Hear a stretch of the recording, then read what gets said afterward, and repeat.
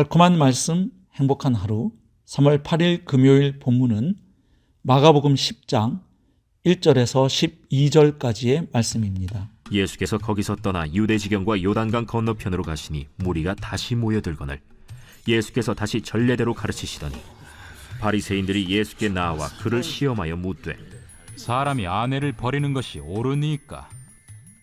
모세가 어떻게 너희에게 명하였느냐? 모세는 이혼 증서를 써주어 버리기를 허락하였나이다. 너희 마음이 완악함으로 말미암아 이 명령을 기록하였거니와 창조 때로부터 사람을 남자와 여자로 지으셨으니 이러므로 사람이 그 부모를 떠나서 그 둘이 한 몸이 될지니라. 이러한즉 이제 둘이 아니요 한 몸이니 그러므로 하나님이 짝지어 주신 것을 사람이 나누지 못할지니라 하시더라. 집에서 제자들이 다시 이 일을 물으니 누구든지 그 아내를 버리고 다른 데에 장가드는 자는 본처에게 간음을 행하며 또 아내가 남편을 버리고 다른 데로 시집가면 간음을 행함이니라. 예수님은 자신의 순환과 제자도에 대한 가르침을 끝으로 이제 예루살렘으로 향하십니다. 예수님께서 예루살렘으로 향하시는 그 노정에 무리를 만나셨고 항상 그러하셨듯이 그들에게 가르침을 주십니다. 그런데 그때 바리새인들이 나와서 예수님께 이혼과 관련한 민감한 질문을 던집니다. 2절을 보면 사람이 아내를 버리는 것이 옳으니까 이렇게 질문합니다. 물론 이 질문은 예수님을 시험하여 책잡기 위한 함정이었습니다. 여기에는 당시의 사회적 배경이 있습니다. 당시 서기관들과 율법학자들은 율법 해석에 있어서 두 분파로 나누어져 있었습니다. 가장 영향력이 컸던 힐레를 따르는 자들과 샴마이를 추종하던 두 분파로 나누어진 것입니다. 특별히 이 두 파는 이혼의 문제를 지적하고 있는 모세의 율법, 가령 신명기 24장 1절 말씀에 사람이 아내를 맞이하여 데려온 후에 그에게 수치되는 일이 있음을 발견하고 그를 기뻐하지 아니하면 이혼 증서를 써서 그의 손에 주고 그를 자기 집에서 내보낼 것이요 라는 규정에 대해 서로 상반되는 견해를 보이고 있었습니다. 율법을 엄격하게 적용하던 샴마이 학파는 이혼 조건을 오직 아내가 간음죄를 범한 경우에만 가능하다고 주장했습니다. 그러나 비교적 율법을 자유롭게 적용했던 힐렐 학파는 간음 외에도 남편을 수치스럽게 만드는 모든 일들을 이혼 조건에 포함시켰던 것입니다. 가령 단지 요리를 망치는 것도 이에 해당한다고 보았습니다.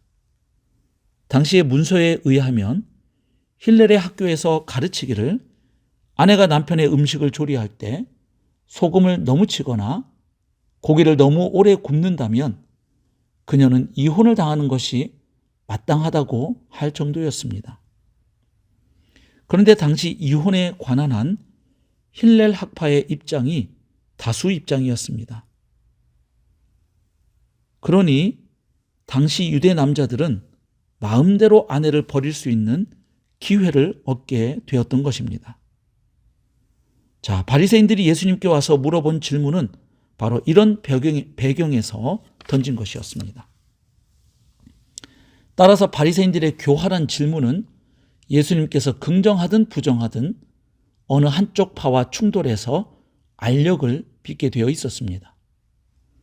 더욱이 당시에 예수님께서 계시던 지역은 헤롯 안티파스가 통치하는 곳이었는데 그는 본처와 이혼하고 자기 동생의 아내와 재혼을 한 인물이었습니다. 침례 요한은 그 일이 옳지 않다고 지적하다가 체포되었고 후에 헤로디아의 음모로 참수를 당했습니다.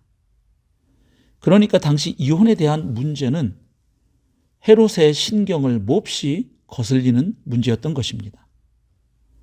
바리새인들은 이 질문을 통해서 예수님을 헤롯의 적으로 만들어 침례 요한과 같은 운명에 빠뜨리려는 계획을 세웠을지도 모릅니다.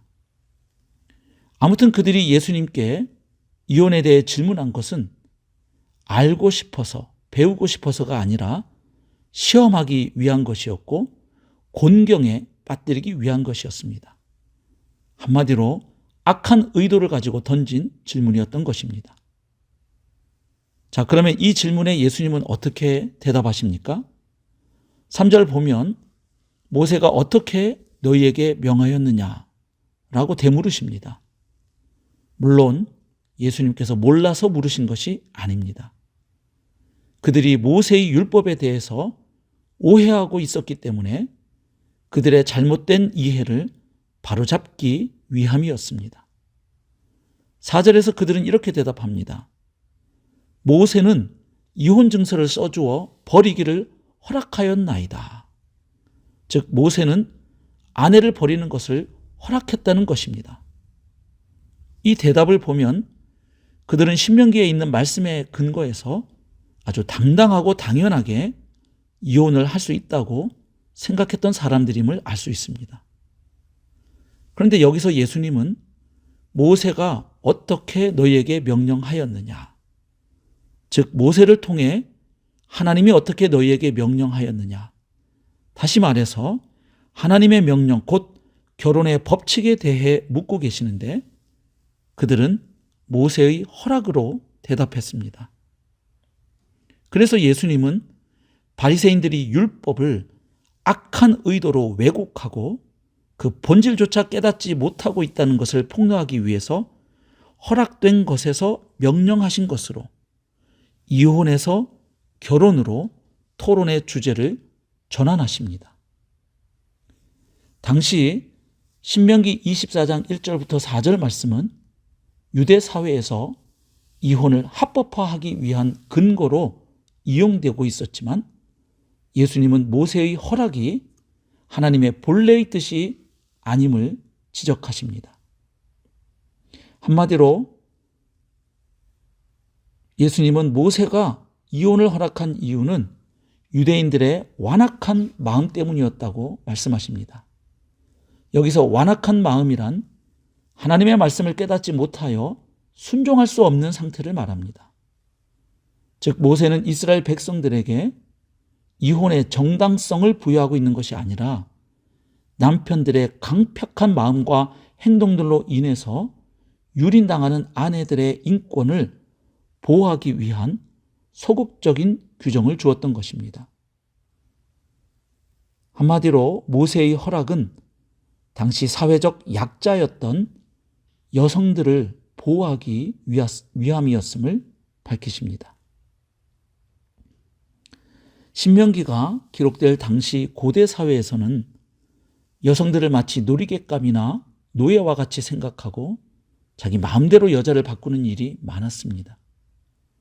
그리고 여자들은 집에서 쫓겨난 후에도 법적으로 한 남자의 아내로 계속 남아 있어야 했고 또한 재혼하게 되면 그 사람은 사회에서 소외되어 창녀 취급을 받을 수밖에 없었습니다.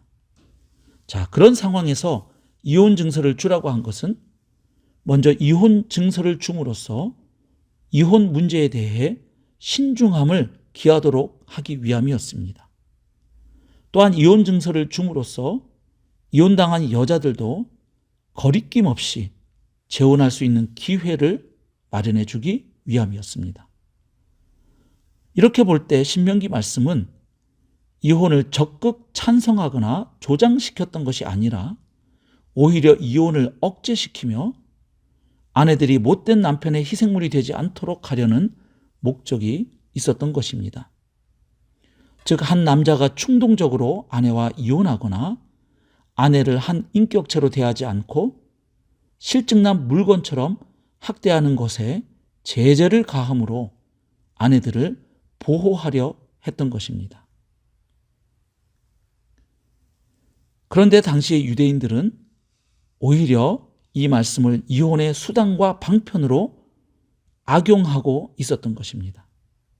그들에게 예수님은 창세기의 말씀을 통해서 결혼이 본래 하나님이 제정하신 창조 질서의 일부이며 한 몸이 되는 것이 본질이기에 사람이 임의로 나눌 수 없다고 말씀하십니다. 또한 10절부터 12절에서 이혼과 간음에 대해서 말씀하실 때 남자뿐 아니라 여자에게도 동일한 기준을 제시하시므로 당시로서는 매우 급진적인 명령을 주십니다. 자, 결국 오늘 본문에서 우리는 하나님이 기본적으로 이혼을 금하셨지만 악한 사람에게 버림받는 여자를 보호하기 위해 이혼 증서 제도를 허락하셨음을 알게 됩니다.